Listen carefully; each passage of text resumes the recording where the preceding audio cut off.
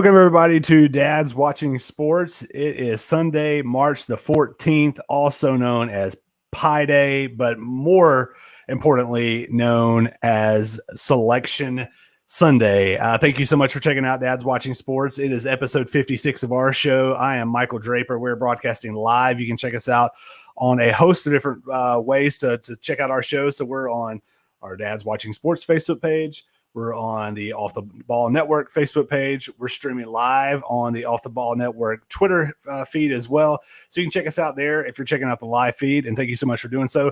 If you are, shoot us a comment, and we would love to get your involvement with the show. We got a really exciting show. Not only are we going to talk about the NCAA tournament because it's Selection Sunday, but we're going to take you back and go cover what we have kind of crafted as the top 64 moments in NCAA basketball tournament history. We're going to do this over the next couple of weeks, and I'm looking forward to getting into that bracket here in just a second. If you're checking out our podcast, thank you so much for doing that. Please go ahead and hit that subscribe button. You can check us out anywhere that you find podcasts, and we're excited to do that. And obviously, you can check us out anytime, anywhere on the Off the Ball Network. You can obviously also find us on any social media out there. Again, Selection Sunday, just an awesome time. As you can see, Kyle Castles is not here with me this week, my normal co-host of the show.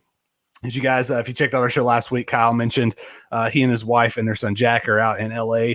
Jack's got the severe tree nut allergy, and they're out there doing some more testing. So Kyle, Jack, Lauren, our thoughts and prayers are up with you guys, and hopefully you guys have a good week. I know it's going to be a tough one, but we definitely look forward to hearing about that come next week. But pinch hitting for Kyle, and someone that I know is going to have a lot more interesting things to say, is Jeff Hunt. And Jeff, how are you doing tonight, sir? I'm doing wonderful, man. Once again, I'm honored to step in and to be a part of the show, and I'm really looking forward to it. Yeah, well, we're glad that you're a part of it, and glad to have you on. It's Selection Sunday.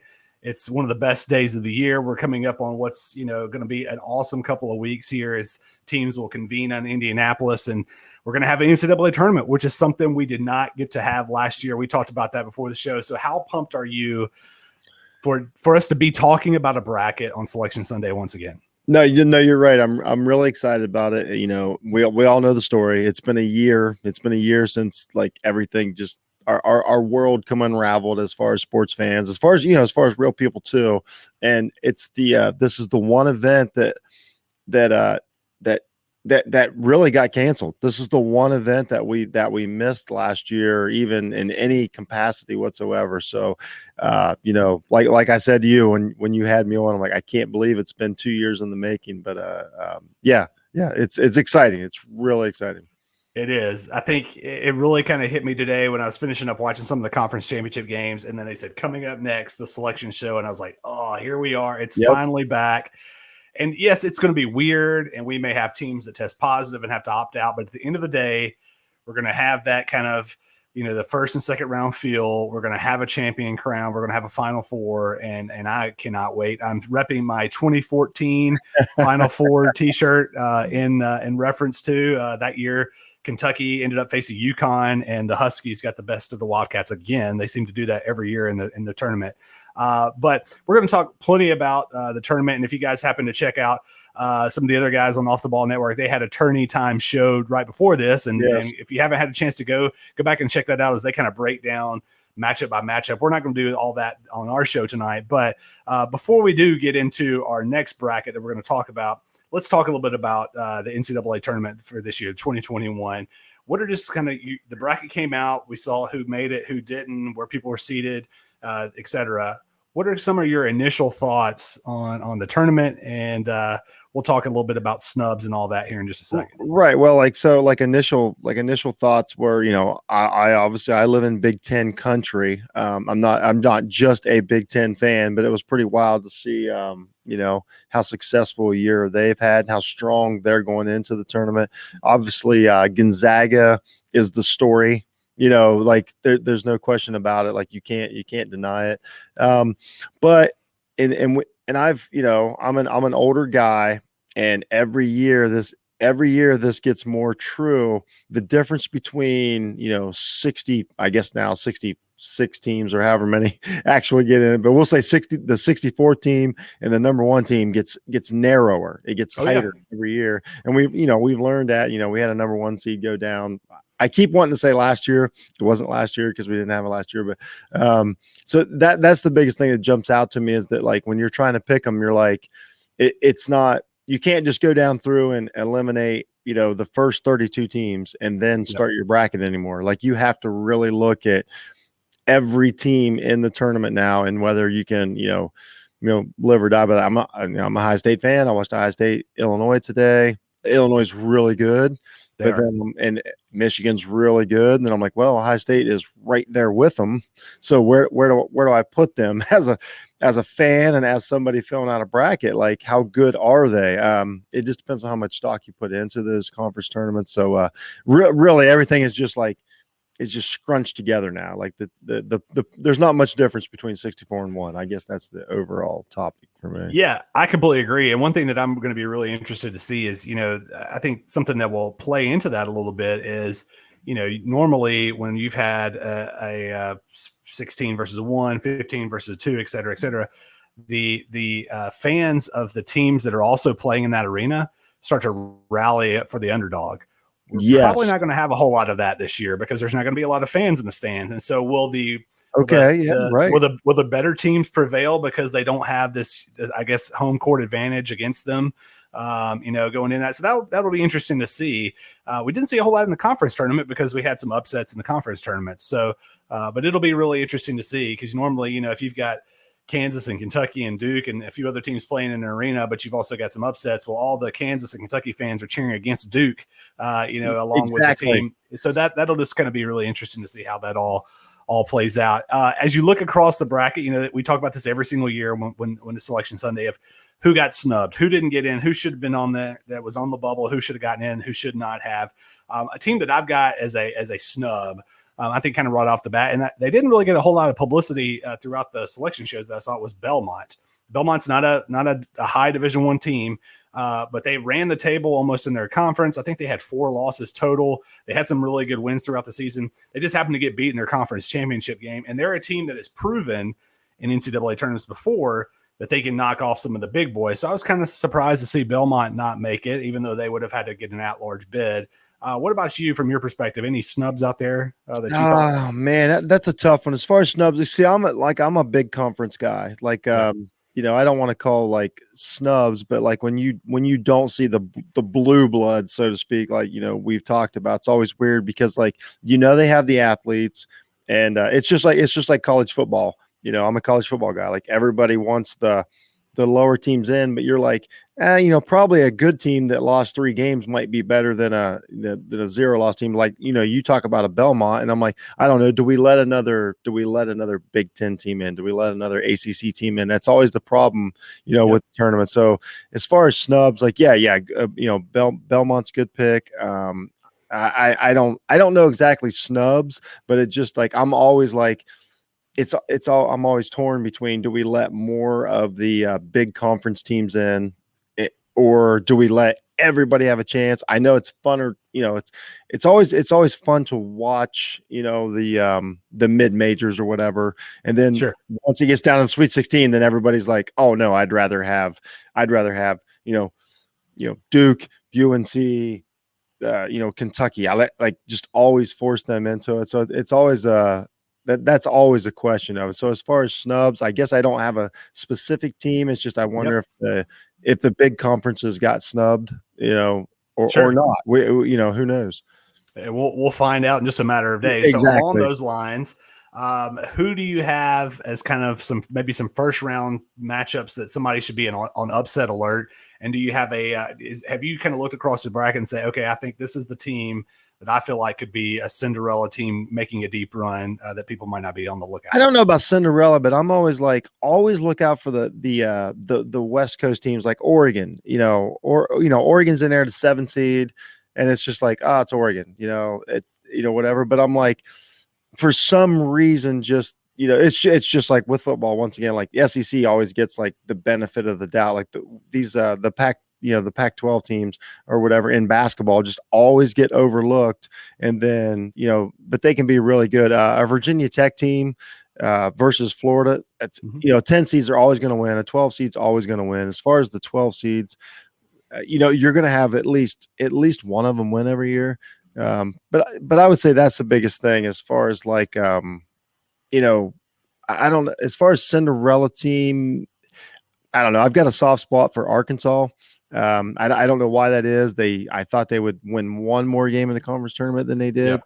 but whatever. Syracuse is always a tough out in the tournament. And I know it's weird to call them a Cinderella, but if you're going to give them the 11 seed, then I'm going to take the 11 seed. I don't want to play the Cinderella or Syracuse team as an 11 seed.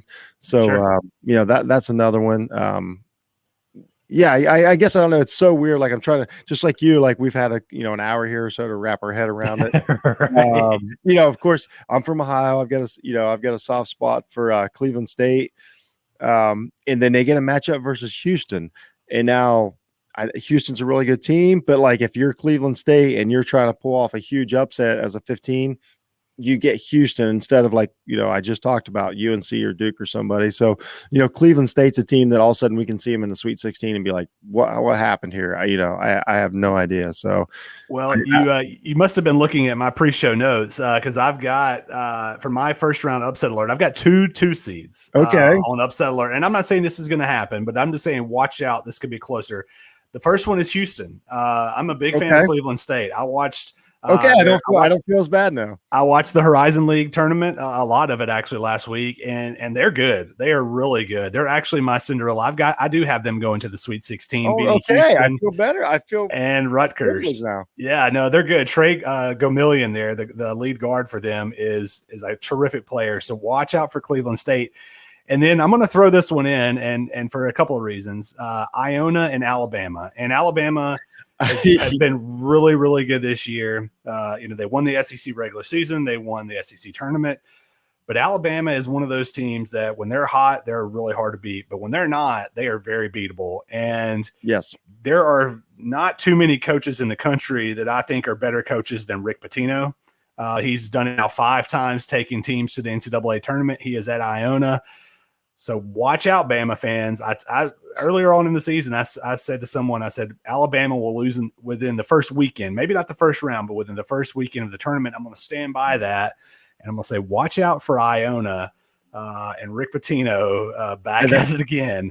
That's a great pick. You don't want to play a great coach, that's not the team you want in that situation. That's a very good point. Yeah. And he's somebody that's been there and done it at every level. So it's definitely something to watch out for. Okay. So if you're looking over, and we're not going to hold you to this long term, but if you had to look over the bracket just kind of initially here, initial Final Four picks, who are you thinking? I'm sticking with Gonzaga. I think they've done everything that they can do to prove that they're a Final Four team. I think we're past the point of, betting against Gonzaga, because they're Gonzaga. It just doesn't make any sense, honestly. And it pains me to say, I don't see how Michigan doesn't make it there. I've watched them 3 times this year. We played them. By the way, we went 2-1, but 3 times this year I've saw them, and like when you look at their path, it's pretty.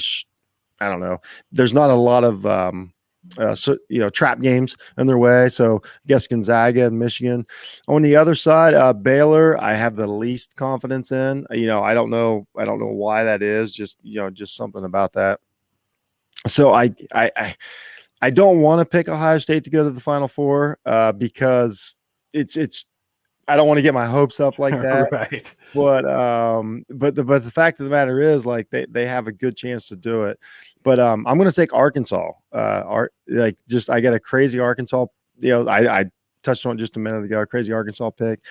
And then Illinois, I think Illinois is absolutely going. And that's another reason I can't take Ohio State. There's zero chance 3 Big Ten teams are going to the Final Four, even though I do like how they spread them out. Like the one thing I didn't want was them to match them up. So they've given them every chance in the world to get as far as they can. So, but I think Illinois is going also. Illinois is a great team. I watched almost every bit of that game this afternoon between them and Ohio State, and Illinois is good. They can score the ball. They got really good guards. They got size. They got guards. That's what you do in the tournament. Yep, and they've got experience too, and so they'll be right there. I'm going a little bit different route now. I do have 2 of the teams that you picked. I do have Gonzaga and Baylor. I think those are the 2 teams that have kind of been at the forefront all year long.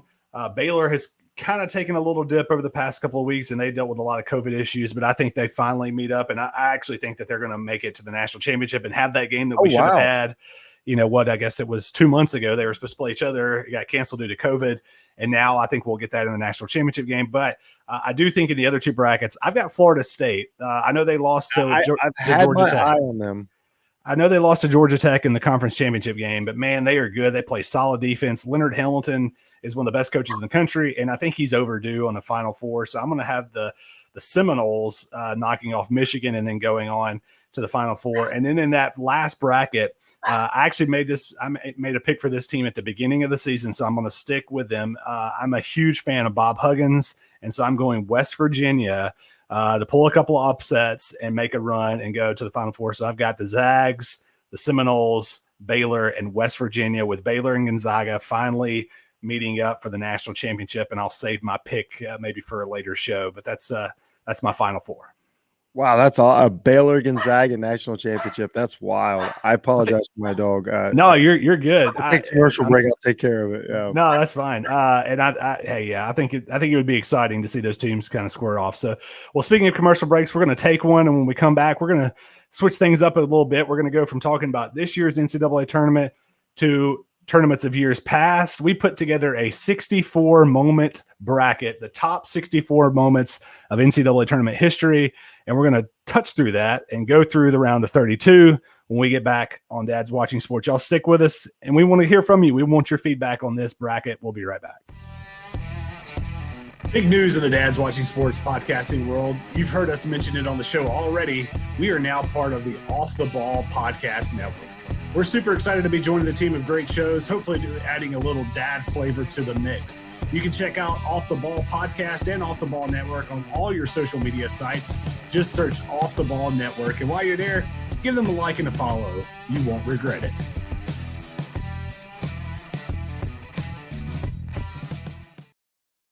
Welcome back to Dad's Watching Sports. It is Selection Sunday, March 14th, 2021. Michael Draper and Jeff Hunt. Kyle Castle's out this week. Kyle, we'll see you again next week, sir.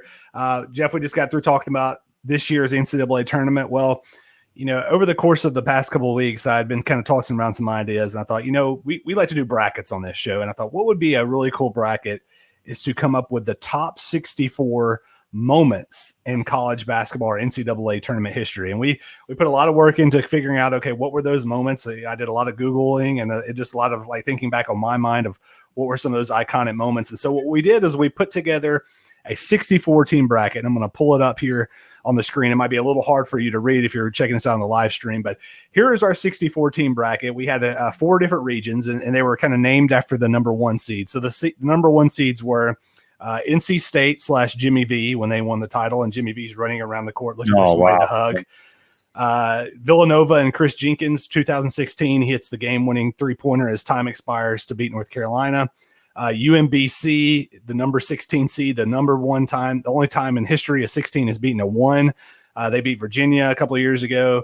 They were a number 1 seed. And then Christian Laettner, obviously, what is widely known as the biggest shot in college basketball history, when he hit the shot against Kentucky to send Duke to the Final Four. So those were the 4 number 1 seeds. We put the 64 bracket out there, and we put it on Twitter, and we had fans vote for the first round to get us down to 32. So, Jeff, you and I will be going through the round of 32. Awesome. To figure out who is the top 16 best moments in the NCAA tournament history. So we are going to start in the Jimmy V bracket. And so we've got the number 1 seed. And so what we'll do is I'll go through each matchup. You'll give your vote, or I'll give my vote, or vice versa. We have a tiebreaker. My co-host Kyle Castles made all of his picks beforehand. So we do have a tiebreaker vote in the event that we are tied. But we'll go through that, and we'll just kind of go through these brackets and get us down to our Sweet 16. So I'm so excited about this. This is an awesome bracket. And here's I've told people time and time again. The one advantage to being, my age is that I've literally seen, almost all of these moments. So I have an actual, whether it's clouded or whatever, I have a memory, of these things. This is a great bracket, man. I'm glad to be on. Absolutely. Well, I'm very glad for you to join us. All right. So the very first matchup in the to go to the Sweet 16. We've got the 1983 national champion NC State, Jimmy V. They beat Houston, the fly slamma jamma with Hakeem and Clyde. It's unbelievable. Charles gets the dunk at the buzzer to win it. So they are going up against the 2012-2013 Florida Gulf Coast team that was the first ever 15 seed to make the Sweet 16. They beat Georgetown and then San Diego State.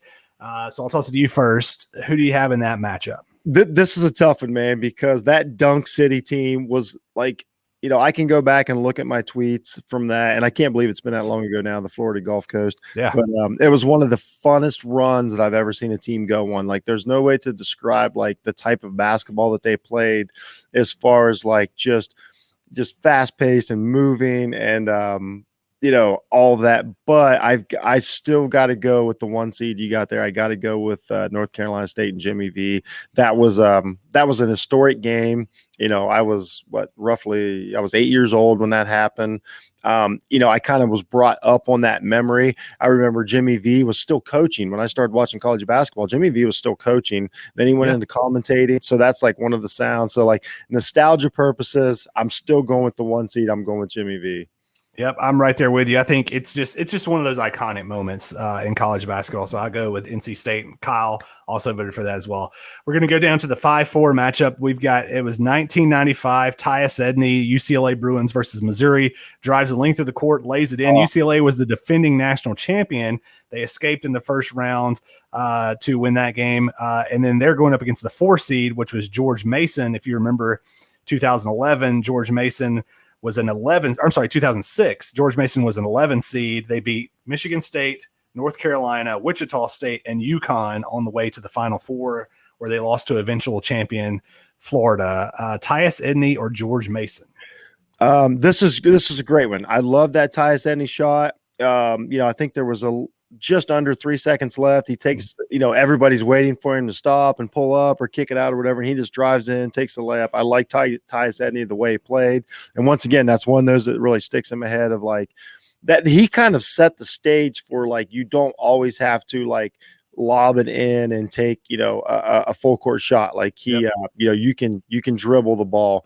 But I'm going to go with that George Mason team because that was one of the toughest schedules, in NCAA tournament history that they ran to get to that Final Four that year. So I'm going with the 4 seed George Mason on this one.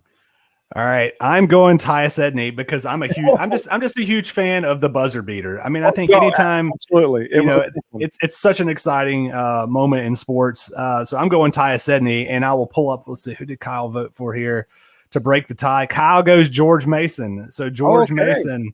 Moving on to the Sweet 16, the 4 seed will end up facing the 1 seed NC State. All right, now we're going to what is now the 14 versus the 6. So the 14 seed with an upset in the first round over the 3 seed. The 3 seed was Indiana going undefeated. I'm not sure how that lost in the first round, but yeah, that's interesting. The 14 seed is the 1985 national championship game. 1984 national championship game between Georgetown and the before mentioned Houston Cougars. It was Ewing versus Hakeem.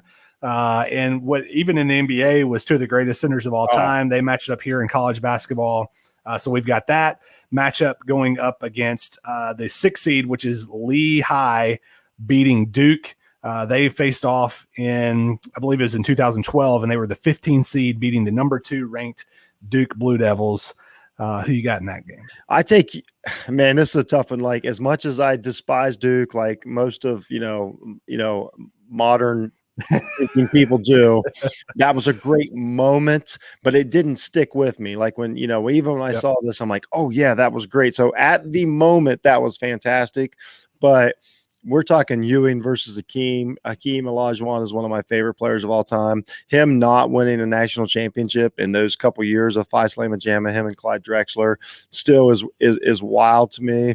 And then, obviously they both went on to these historic NBA careers. So I'm taking Ewing versus Hakeem because I think that you just don't get that matchup very often as to where Lehigh Duke, if it's not Duke and you insert another, 2 seed in there, I don't know if it has the same, stick to itiveness. So I'm going Ewing Hakeem on that one. It's just crazy. It's a huge upset for a 14 seed, but I'm going with them. It is, and I'm going with them as well. I think I'm like you. Anytime Duke loses, it's awesome. But this is one of those games that just didn't really stick out. I don't think that Duke team was going to win the title, so it wasn't a There you go. huge upset. That's a big So I'm going with it as well. I think it's just a monumental matchup, and I think seeing what they've done throughout their careers, and in the NBA as well, just gives it that much more of a history. All right, we'll go to the 7 seed versus the 2 seed. So the 7 seed, this is one that absolutely breaks my heart still to this day, is 2015. You've got 38-0 University of Kentucky Wildcats in the Final Four playing Wisconsin, the team that Kentucky beat the year before in the Final Four. And Wisconsin gets the ultimate revenge, knocks off Kentucky, goes on to lose to Duke in the national championship game. So that's the 7 seed against the 2 seed. And this is another one of those great matchups of college players that became great pros. Magic and Bird, 1979, Indiana State, Michigan State. I'm going to vote first, and go ahead. I can't allow this memory to continue on of Wisconsin 2015 over Kentucky. So I am voting for Magic and Bird. Again, you got these two icons in basketball. We didn't know it at that time. We knew they were great.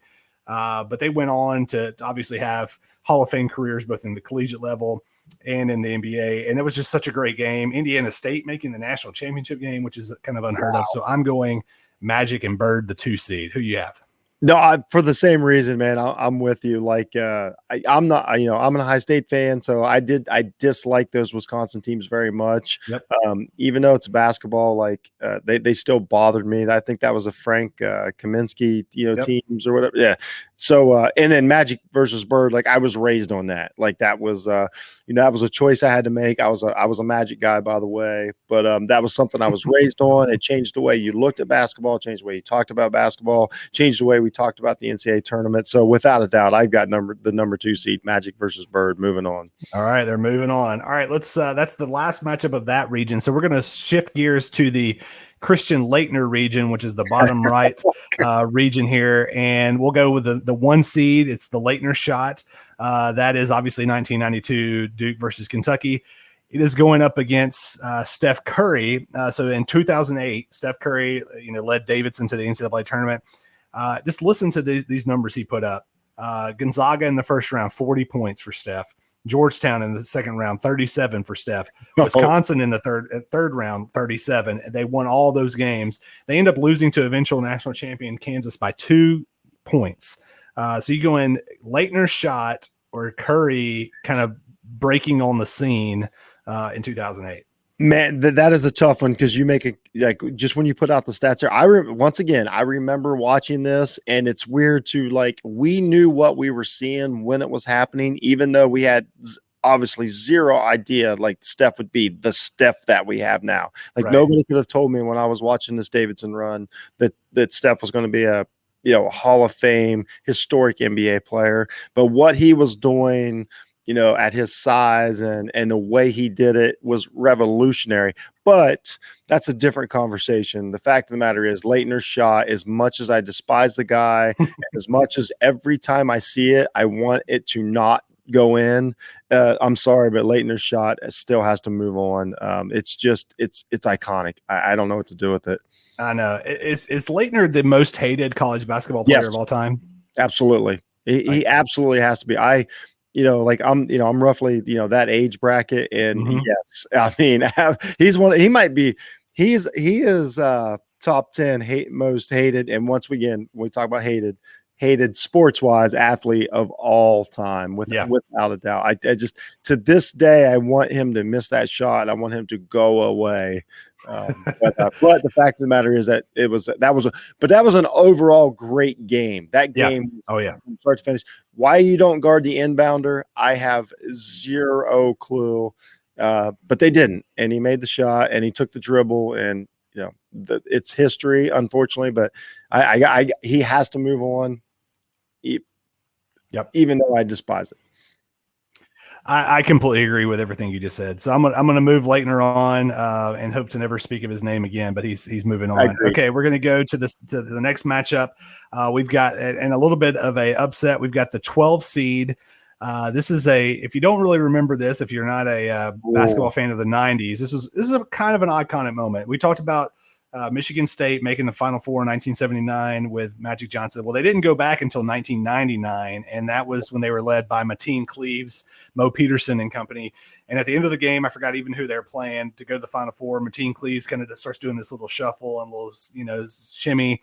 And it kind of became an iconic moment for that tournament. So that's the 12 seed against the 4 seed, who I'm sure everybody will remember this in 2011. Kemba Walker just going on a scorcher, leading UConn all the way through the Big East tournament and then all the way through the NCAA tournament, winning the title as a 3 seed over, I believe it was Butler in the championship game. I'm going to go first. I've got to go Kemba. I was a big fan of Mateen Cleaves. Seemed like a great guy. Was a great ambassador for basketball. But there is from a single player standpoint, I've yet to see anybody carry their team like Kemba Walker did during that stretch. So I got to go Kemba. What do you got? That is a great argument, and I agree. I'm going to take Mateen Cleaves, and this isn't totally fair, but only because that Michigan State versus Florida game and that championship, and I know this isn't exactly who's in the tournament, but it was still one of the most dominant sports performances I've ever seen in my entire life. If you go back and watch that game, it was just from tip off to the end of that championship game for that Michigan State team was totally dominant, and they did it. So I'm going to go with Mateen Cleaves. I'm going to go with the 12 seed on this one. Nice. Let's see who Kyle picked here. Kyle picked Mateen Cleaves as well. So Mateen Cleaves and the Spartans never did the show together, but we're always on the same. I know you guys are feeling the love there. So Mateen Cleaves moving on to the round of 16. Who would have thought it? Maybe we could get Mateen on the show in a couple of weeks and let him try that, reenact his little dance there. Ooh. All right, now let's go to the next matchup. It's the 3 versus the 6 as they went chalk in this round, this part of the region. You've got 1998, Bryce Drew hits the game winner for Valparaiso against Ole Miss. Really iconic shot. Is a great play. They throw it to midcourt. The center turns, dumps it off to Drew, and he drains the 3. Great play. I also hate Ole Miss, so it was nice to see the Rebels lose. They're going up against what I believe is the 6 seed. Yes, and that is Illinois. It was 2005. Illinois down 14 points with 3 minutes and 20 seconds left in the game to Arizona. D. Brown, Darren Williams, and company make the huge comeback. They go to the Final Four. They play UNC and lose in the national championship game. Who you got, Bryce Drew or D. Brown and Darren Williams with a huge comeback? I'm just going to go with my gut on this one. I'm going with Bryce Drew. That was still one of the most I believe his dad was Homer Drew, was the coach of the team at the time. It was one of the perfect plays. And the reason I go with it wasn't a luck play. Like, it was a drawn up, design play, and he made the shot to carry on. I'm actually surprised in the first round that he got past Tate George, but that's another, that's just, it happens. Yeah. It's one of those things, like, you look at it now and you're like, how'd they get here? But I'm going with Bryce Drew because that still sticks as a iconic shot in NCAA history. So, and that Illinois team was good. They bothered me, so maybe that's part of it. Being entrenched in this part of the country, but Bryce Drew for me. Absolutely, I'm going Bryce Drew again. That's one of the. I mean, I some of my earliest basketball memories are like 90 to 91, 92. But in terms of really, really, really paying attention to the NCAA tournament, 98 was really the first season. Again, a Kentucky fan, we won the championship that year, but seeing him do that and knock off Ole Miss, which is a team that I just can't stand, it was awesome. So I'm going Bryce Drew as well. All right, the last matchup in this region to go to the Sweet 16, we've got 2010 Butler.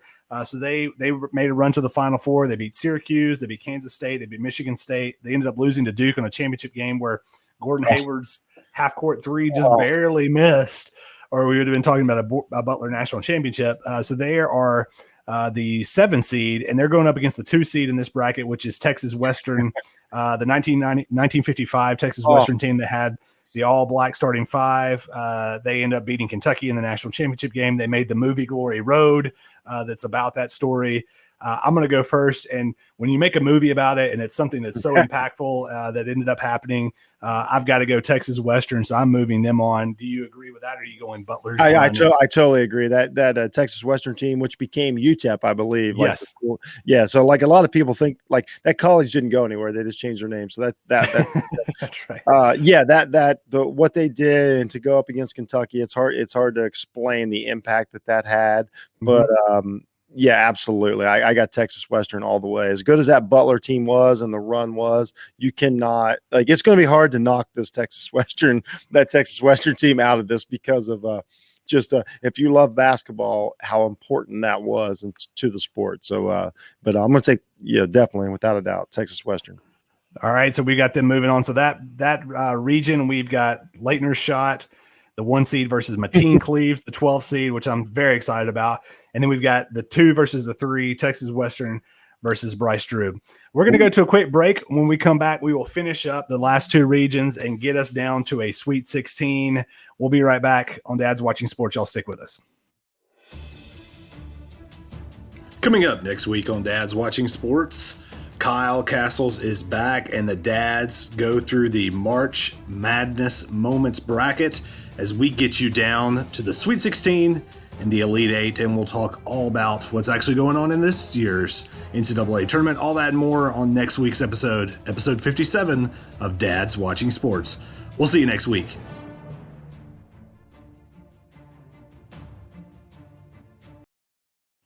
And we're back here on Dad's Watching Sports. Jeff Hunt and Michael Draper. We're talking the top moments in NCAA tournament history. It's Selection Sunday. We've talked a little bit about this year's bracket.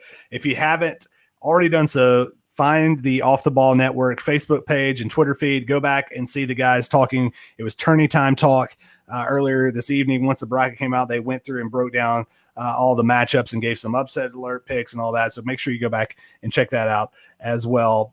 Jeff, before we get into the last part of the bracket, quickly give our listeners a little update on what you've got going on in your world and with your podcast, and then also about the Off the Ball Network. Yeah, it's pretty wild right now. I do Jeff Needs Sports. It's part of Off the Ball Network. The Off the Ball Network right now, things are like exploding. We're loving having Dads Watching Sports as part of it. The main thing right now is go check out our. We've got an ESPN, one of the bracket challenges. Just search Off the Ball Network. The password is podcast, capital P. Join us. It's free entry. We're giving away prizes. We want to interact with you. We want to see, bragging rights and things like that. Things are going really good right now. Once again, all the guys are, doing really good work over there. But the biggest thing is right now, like it's March Madness. We're loving it, and it's a great time of year, and it's been a couple years since we've had it. So yeah, just go check out Off the Ball Network and see all the fantastic stuff we're doing right now. Absolutely. It seems like every day I hear about some other stuff that's going on. And I've got to admit, over the past couple of days, seeing some of the companies that we've partnered with or brought on as kind of partners or sponsors, I have to admit, the one that I'm most excited about, and all the dads out there will understand this, is the Manscaped.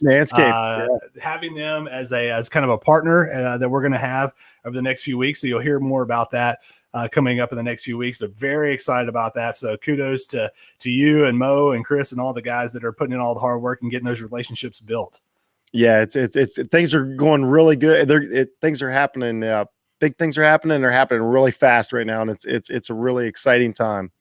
Well, we're just glad to be a part of it. All right, let's get back to our top 64 moment bracket. So we are in the Chris Jenkins region, which is appropriately named before the number 1 seed. The number 1 seed was Villanova. Chris Jenkins, you guys remember this a couple of years ago against UNC, the back and forth. He hits the 3-pointer at the buzzer to win the game for Villanova, their first title since I believe it was 85. That's going up against the 9 seed, which is Virginia's redemption. We talked about UMBC. We'll get to their bracket in just a minute. They upset Virginia 2 years ago, or I guess it would be now 3 years ago in the tournament as the 16 seed. Virginia comes back the next year, somehow escapes game after game after game, and ends up winning the national championship. So who you have, Chris Jenkins or Virginia getting the redemption? I've still got Chris Jenkins, even though that Virginia run was amazing. So as if we were doing a top teams, I think I would probably take Virginia. But when we're talking about moments, which is what this bracket's about, which is, by the way, a fantastic bracket. You guys nailed it. Appreciate it. I'm going with the Chris Jenkins shot. It just, you couldn't breathe. You know what I mean? And I combine it with the shot just before that to set up his shot. That was what we thought was going to be one of the greatest shots in NCAA history. And then Jenkins goes down and basically erases it. Just a wonderful ending to a game. And that's what you couldn't ask for more. The last game, of the season, the last second of the season, to come down to anything better than that. So I'm going with Chris Jenkins in this, even though that Virginia team had a heck of a run.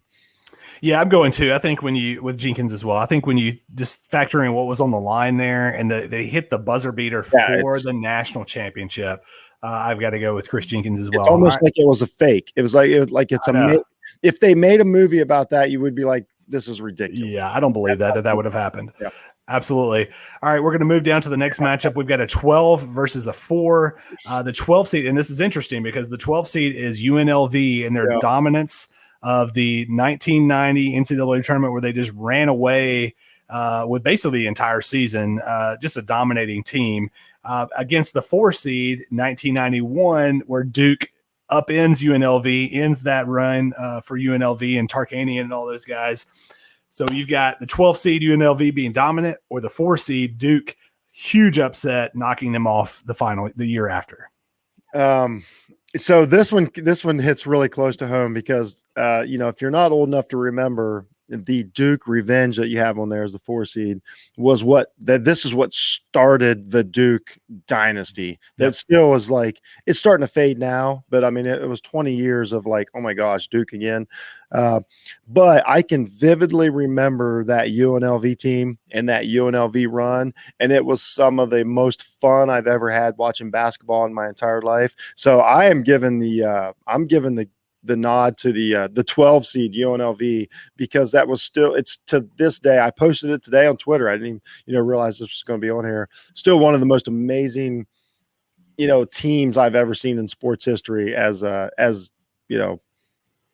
don't know, as controversial as they were, right? I'm the 12 seed UNLV moves on for me, but that's a heart pick. I'm not gonna lie to you, man. It is a hard pick, and that's what I'm wrestling with. And I part of me wants to cheat and see who Kyle picks, but I'm not going to do that. I think I'm going to go with UNLV too, just because they were so dominant. I mean, and anytime you've got Larry Johnson, aka Grandmama, on your team, I'm a big fan. George Ackles, Anderson Hunt, can't. It was amazing. Stacey Augman. I mean, those guys were just unreal. So I am moving UNLV on, and anytime you can knock off the Dukies, it's a good thing. So yes.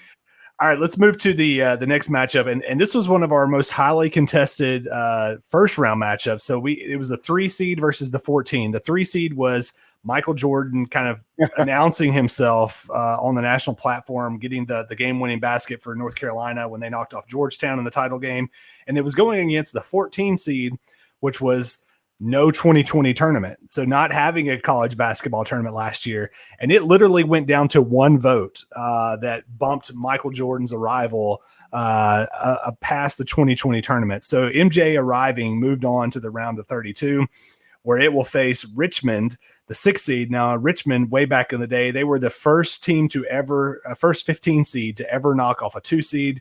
They beat Syracuse that year in the tournament as the 2 seed. So you've got MJ coming on board or Richmond. I'm going to vote first.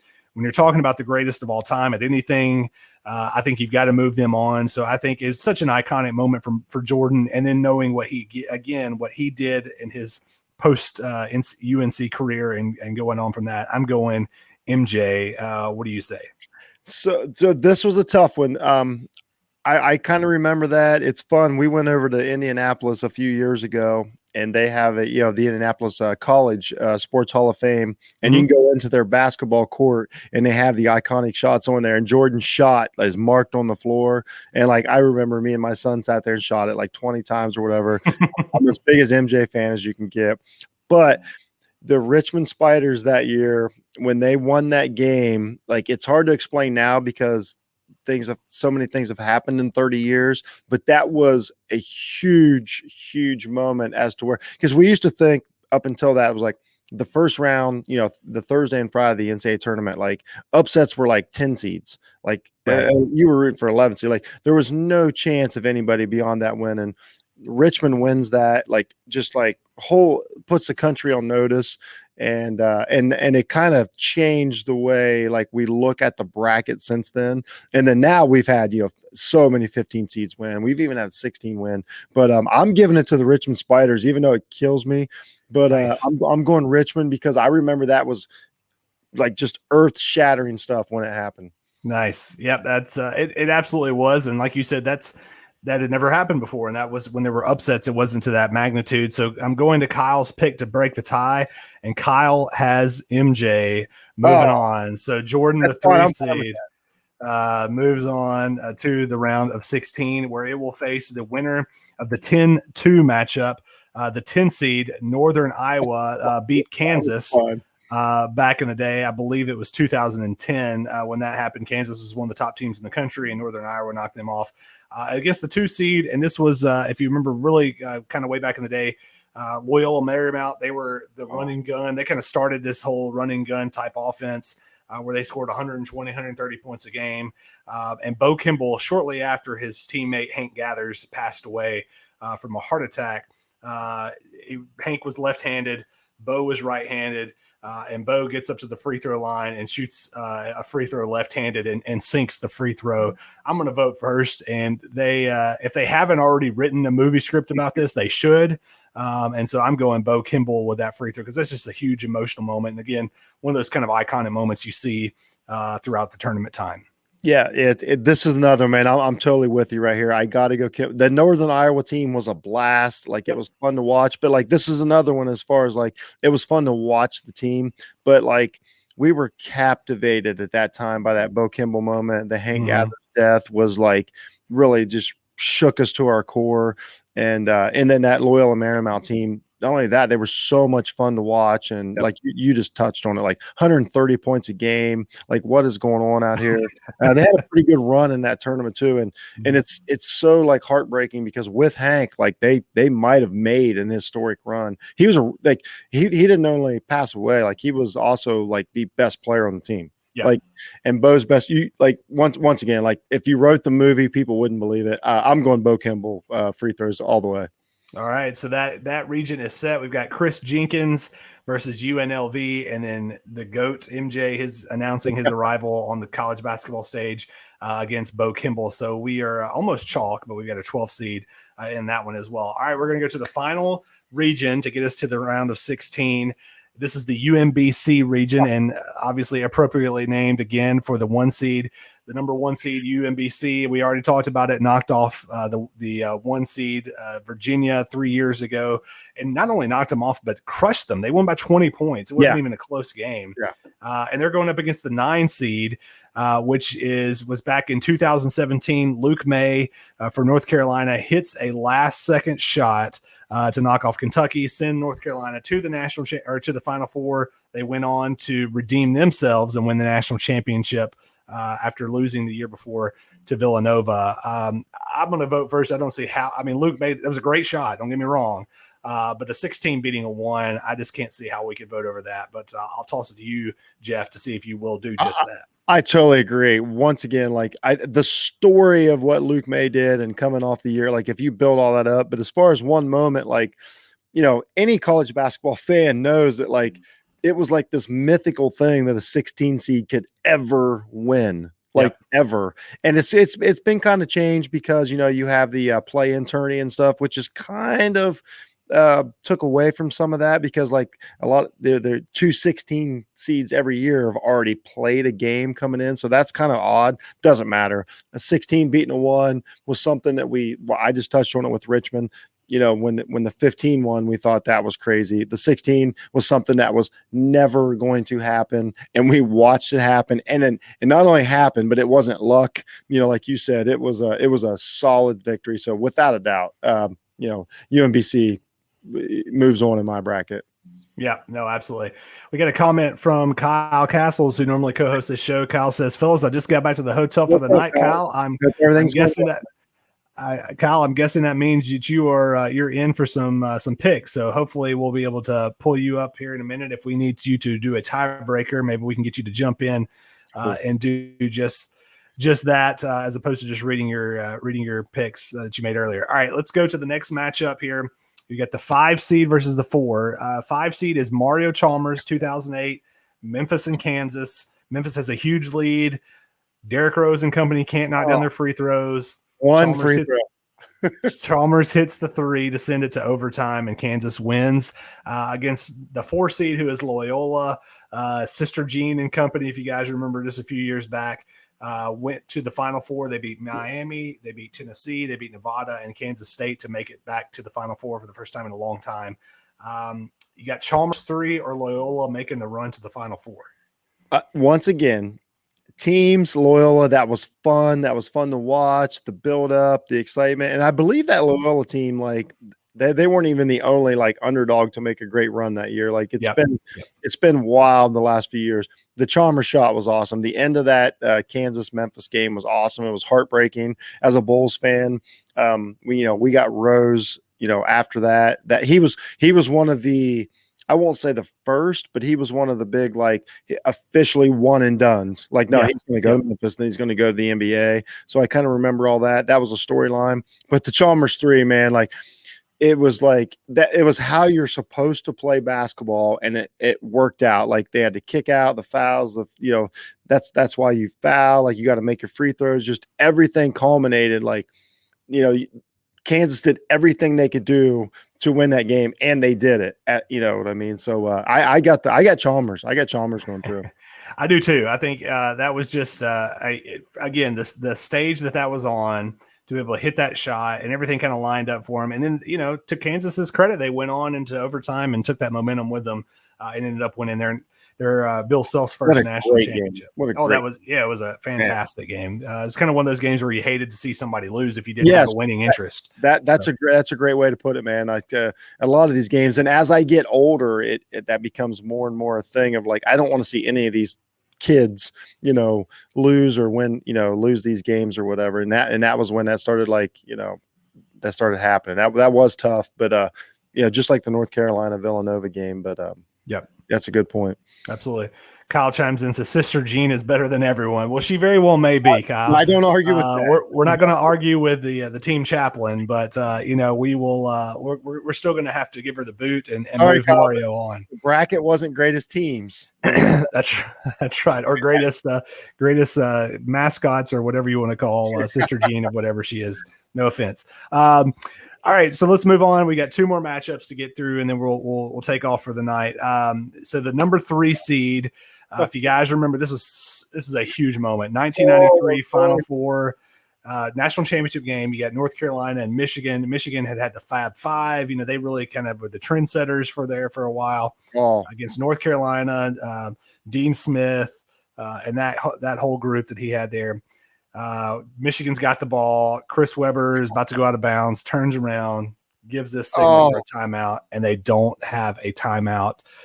Get a technical. North Carolina goes on to win the national championship. That's going up against the 11 seed, which is Rip Hamilton. Most people remember Rip from his days with the Detroit Pistons, but back in the day, Rip was there. I believe it was like 1998. For UConn, made a game-winning buzzer beater against Washington in the NCAA tournament. I will go first. Only one of these is a moment like you just would that signifies like the response that you just did, where you just like, oh, I can't believe that, and that was Weber's timeout. So I'm going Weber's timeout in this one. That's a good one. I can, like, once again, like, I watched that team closely. I talked about it today. The Fab Five. Like, this was the second year of the Fab Five. The year before that, they lost to Duke. Changed the world. Like, basketball is not the same, and I don't mean that in a negative way or whatever. It just changed the course of basketball. What an amazing run! Though I despise them as an Ohio State fan, it was tough. We had great teams then too that are just like erased in history now. But that Rip Hamilton shot and the run that he went on, I'm actually giving Rip the nod on this one because I Nice. remember that it was at the it was at the foul line, basically kind of fading away, and then Rip went on to continue to do that for another 15 years, Oh in yeah. basketball or whatever. So like Weber's was more like that game was like, but the actual game, like if you take away like the Fab Five and everything, the game actually became like anticlimactic. Like, oh, we got this great game, and then he calls that, and you're like, wait, that's it, it's over. Like we just talked about some historic games that like that came right down to the last shot, and that took that away from us because we were slightly pulling for Michigan on that one because of that, and then that happens, and it kind of like it was a big moment, but it took away from it. So I'm going with Rip because like I can remember watching it. I can remember being excited. I can remember, everything about it. Yeah, for sure.